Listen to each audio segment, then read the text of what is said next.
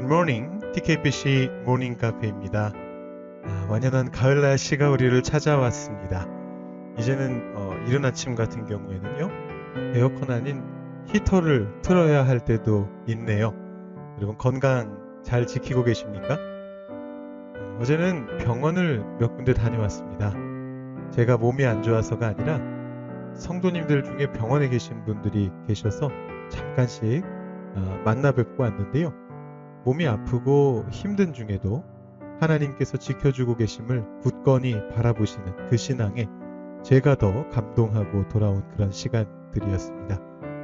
우리 성도님들 모두가 어떤 상황에서도 주님 바라보실 수 있는 그런 감사의 가을이 되기를 소망합니다. 기왕이면 아프지 않으시면 더 좋겠고요. 오늘 화요일 하루 동안 주님께서 여러분들의 육신을 지켜주시기를 소망하며 오늘 새벽 카페 시작합니다. 날씨가 추워지면 그날이 다가온다는 뜻이죠. 추수감사절 D5입니다. 5일 뒤에는 우리가 연합예배로 다 함께 모여서 감사의 가을을 축하할 것입니다. 날씨가 추워지면 나무들도 잎을 떨구고 월동 준비에 들어갑니다. 우리가 단풍을 볼 때면 참 아름답다 이렇게 느낍니다만 사실 나무 입장에서 본다면 이제 긴 겨울을 날 준비를 하겠다라는 그런 신호나 다름없죠. 힘을 다해서 열매를 맺고 그리고 나서 잎을 떨구고 나면 앙상한 가지만 남습니다. 그렇다면 열매도 없고 잎도 없는 나무가 도대체 무슨 힘으로 버텨내는 것일까요? 그것은 바로 우리 눈에 보이지는 않지만 이 나무를 가장 든든하게 지탱해주고 있는 뿌리의 힘으로써 버텨내는 것이죠. 여러분, 나무 뿌리가 보통 어디까지 뻗나요? 생각보다 상당히 깊게 들어갑니다. 제가 사진을 하나 준비해봤습니다. 나무의 뿌리를 형상화한 사진입니다. 이렇게 보시면 위에 그 무성한 가지보다 더욱더 무성하게 뿌리가 뻗어 있는 것을 발견할 수가 있습니다. 우리가 빙산의 일각 그런 표현들을 쓰는데 바다에 떠다니는 빙산 같은 경우에 위쪽에 30% 정도가 있고 아래쪽에 물에 잠겨있는 부분이 한 70% 정도 된다 이렇게 말하지 않습니까? 근데 나무도 사실은 그런 것 같아요. 위에 자라나 있는 것보다 더 많은 뿌리가 아래 방향으로 뻗어서 안전하게 이 나무가 서 있을 수 있게 버텨주고 땅속에서 물과 영양분을 이렇게 뽑아와서 공급해주는 그런 역할을 하게 되죠. 그래서 뿌리가 얕은 나무는 곧 시들게 되지만 뿌리가 깊게 뻗은 나무는 오랫동안 긴 겨울이나 또 가뭄의 시기를 버티면서 계속해서 다음의 열매를 맺어가게 되는 것이죠. 오늘 말씀에는 두 나무의 이미지가 등장합니다. 아주 대조적인 이미지입니다. 6절 말씀에서는 하나님을 의지하지 않고 사람을 믿고 사람의 육신을 힘의 근원이라고 생각하는 사람들이 어떻게 되는가를 사막의 떨기나무로 그렇게 비유하고 있습니다. 6절 말씀 제가 한번 읽어드리죠. 그는 사막의 떨기나무 같아서 좋은 일이 오는 것을 보지 못하고 광야 간조한 곳 건건한 땅 사람이 살지 않는 땅에 살리라. 반면에 8절에서는 여호와를 의지하며 여호와를 의뢰하는 사람이 복을 받게 되는데 어떤 복을 받는지를 물가에 심어진 나무의 비유로서 말하고 있습니다. 그는 물가에 심어진 나무가 그 뿌리를 강변에 뻗치고 더위가 올지라도 두려워하지 아니하며 그 잎이 청청하며 가무는 해에도 걱정이 없고 결실이 그치지 아니함 같으리라. 이 물가에 심어진 나무라는 표현은 우리에게 참 익숙한 표현이죠. 시편 1편에 그 유명한 복 있는 사람 그 시편에서도 이와 같은 표현을 발견할 수 있습니다. 시편 1편 3절 말씀을 제가 읽어드리면 그는 시냇가에 심은 나무가 철을 따라 열매를 맺으며 그 잎사귀가 마르지 아니함 같으니 그가 하는 모든 일이 다 형통하리로다. 자, 비슷비슷한 표현들이에요. 물가에 심겨져 있고 열매를 맺고 잎이 청청하고 걱정이 없다, 형통하다. 지금 거의 비슷한 내용들인데 이 시편 1편과는 조금 다른 표현이 오늘 읽은 예레미야 17장에 등장하고 있습니다. 8절 말씀 다시 자세하게 보시면 뭐가 있느냐 하면요. 물가에 심어진 나무가 그 뿌리를 강변에 뻗친다. 이런 표현이 나오고 있습니다. 여러분, 이 표현이 왜 여기 들어가 있을까요? 나무가 뿌리를 내리는 것은 당연한 것 아닌가요?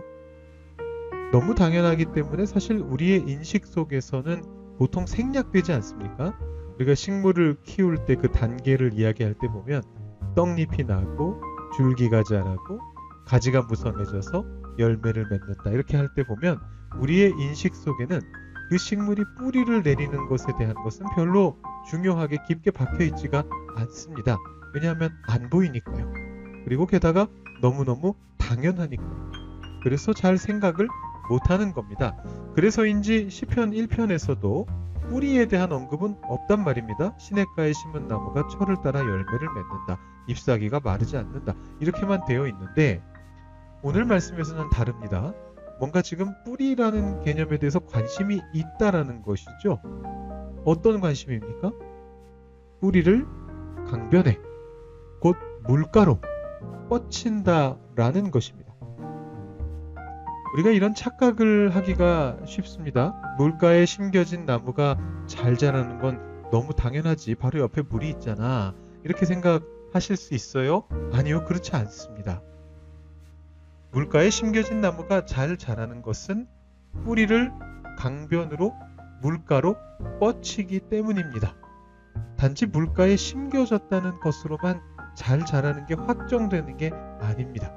만약에 그 나무의 뿌리를 파헤쳐버린다, 혹은 그 뿌리를 잘라버린다, 그러면 물가에 심겨지고서도 그 나무는 잘 자랄 수 없을 겁니다. 당연한 얘기죠. 제가 8월 달에 위임식을 하면서 많은 꽃다발을 받았습니다. 너무 감사한 일이었는데요.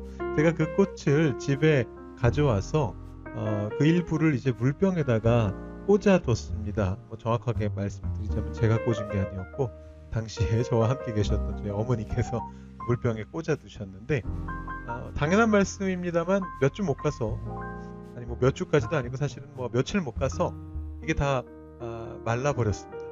꽃은 뿌리가 없거든요. 아무리 물에다가 이렇게 담아 놓는다 할지라도 이것이 천천히 마르면서 꽃잎이 져버리게 되는 것을 보게 되었습니다. 우리가 물가에 심겨진다라는 것은 우리가 하나님 가까이에 있다라는 그런 의미입니다. 그런데 거기에서 하나님께서 주시는 복을 충분하게 넉넉하게 받아 누리기 위해서는 우리의 뿌리를 하나님 쪽으로 뻗쳐야만 하는 것입니다. 병원에 입원하신 우리 성도님들이, 제가 방문했던 우리 성도님들이 하나님께 의지하며 기도받으시며 매 순간 하나님께서 주시는 복을 의지하고자 하시는 것처럼 사실은 우리 모두가 어느 자리에 있든지 이것을 행해야만 하는 것입니다. 하나님의 복을 의지하고자 하는 그 마음, 여호와를 의뢰하는 그 마음을 가지고 기도하며 기도받으며 그곳으로 나아가는 겁니다. 뿌리를 뻗치는 것입니다. 그러면 더위가 올지라도 두려워하지 않으며 잎이 청청해지고 가무는 해에도 걱정이 없이 결실을 기대할 수 있게 되는 것입니다. 여러분들이 혹시 하나님께 가까이 계심에도 하나님께서 주시는 복을 다 누리지 못하고 계시다면 어쩌면 그것은 여러분들의 뿌리를 하나님께 충분하게 뻗지 못해서일지도 모르겠습니다. 그래서 오늘의 묵상 포인트는 바로 이것입니다. 여러분들의 뿌리를 하나님 쪽으로 뻗고 계신가요? 가지가 아니고요, 뿌리입니다. 눈에 보이는 가지 말고요, 우리 눈에 보이지 않는 뿌리를 하나님께로 뻗고 계시냐라는 것입니다. 때로는 이것이 우리 눈에 보이지 않는 무의식의 영역에서 진행될 수 있습니다. 근데 가끔씩은 그것을 우리의 의식의 영역으로 끄집어낼 필요가 있습니다. 뿌리가 과연 잘 뻗어가고 있는가, 흙을 파고 확인해 보는 것입니다. 우리 뿌리가 어디까지 뻗어 있는가, 강변을 향해서 뻗어가고 있는가 확인하는 겁니다. 그래서 하나님께로부터 오는 물과 영양분, 곧 복과 은혜를 여러분들이 풍성하게 받아 누리실 수 있게 되면 좋겠습니다. 오늘은 한번 이 질문을 가지고 묵상하는 시간을 가져보겠습니다. 여러분의 뿌리를 하나님께로 뻗고 계십니까? 어떤 방법으로 그렇게 하고 계십니까? 어떤 방법으로 그것을 점검하고 계십니까? 제가 질문을 한 3가지 해놨는데 대략 어떤 질문인지 이해가 되시죠? 첫 번째 거는 전체적인 얘기고, 그 다음에 2가지 어떤 방법으로 뿌리를 하나님께 뻗고 계시는지, 어떤 방법으로 점검하고 계시는지를 한번 생각해 보시면 좋을 것 같아요. 그리고 오늘 말씀도 더 묵상해 보시고요. 여러분 생각하신 것들, 생각나신 것들을 노트에 적으시면서 정리해 보시면 좋을 것 같습니다. 그리고 조금 더 생각해 보실 수 있다면 더 나은 방법으로 매일 뿌리를 하나님께 뻗을 수 있도록 기도해 보시고요. 혹시라도 그 통로가 막힌 것 같다 이런 생각이 드신다면 뚫어달라고 하나님께 기도해 보시면 더욱더 좋을 것 같습니다. 여러분들 생각해 보시고 기도해 보실 수 있도록 잠시 시간을 드리도록 하겠습니다.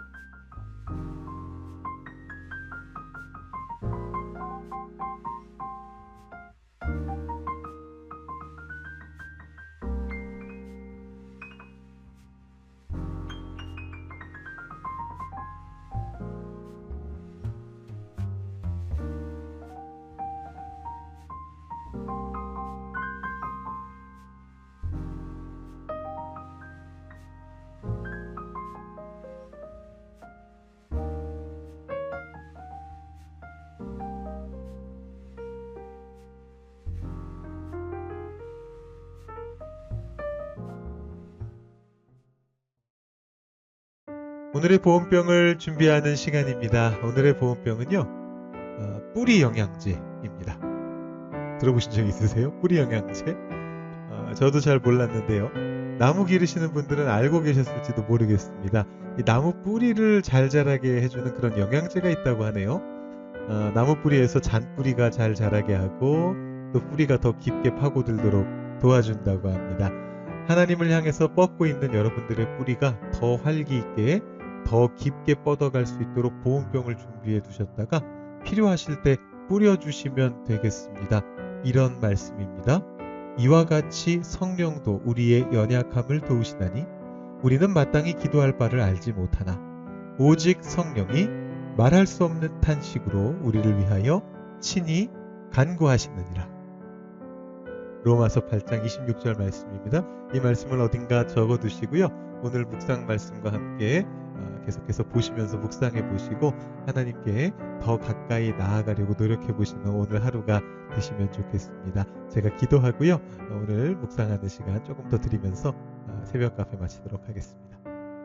하나님 아버지 감사합니다. 오늘도 우리가 새벽 카페에 나와서 굿모닝 하는 인사말과 함께 하나님을 먼저 만나볼 수 있는 시간을 주시니 감사합니다. 오늘 예레미야가 이야기한 2가지 나무의 비유를 살펴보면서 특별히 물가에 심겨진 나무라 할지라도 뿌리를 그 물가를 향해서 곧 하나님을 향해서 뻗쳐야 한다는 것을 다시 한번 확인해 보게 됩니다. 우리 중에 혹시라도 주님의 은혜를 풍성하게 받아 누리지 못하고 계신 분들이 계시다면 뿌리를 더욱더 열심히 하나님을 향해 뻗을 수 있도록 주님 도와주시고, 또 우리가 매 순간 어떤 상황에서든지 언제나 이 뿌리를 주님을 향해 뻗음으로써 주님으로부터 공급받는 놀라운 은혜를 매일매일 받아 누릴 수 있는 우리 모든 성도님들이 되실 수 있도록 주님 인도하여 주시옵소서. 오늘 하루의 삶 동안에 그런 일들이 일어나게 되기를 원합니다. 우리가 어떻게 해야 할지 모를 때에는 성령께서 우리와 함께 해주시면서 우리의 연약함을 도와주시고, 말할 수 없는 탄식으로 우리를 위해 친히 간구해 주심으로써 우리의 막혀있는 물관이 뚫려져서 하나님께 더욱더 가까이 다가갈 수 있는 저희들 되도록 주님 인도하여 주시옵소서. 모든 것에 감사드리며 예수님의 이름으로 기도드립니다. 아멘. 주님과 함께 감사의 화요일을 맞이하시기 바랍니다.